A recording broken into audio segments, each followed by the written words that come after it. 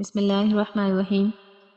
سورہ اعراف میں اللہ سبحانہ وتعالیٰ کا ارشاد ہے کہ جب ہم نے حکم دیا آدم کو کہ تم اور تمہاری بیوی جنت میں رہو اور پھر جس جگہ سے چاہو دونوں کھاؤ اور اس درخت کے پاس مت جاؤ، کبھی ان لوگوں کے شمار میں آ جاؤ جن سے نامناسب کام ہو جایا کرتا ہے۔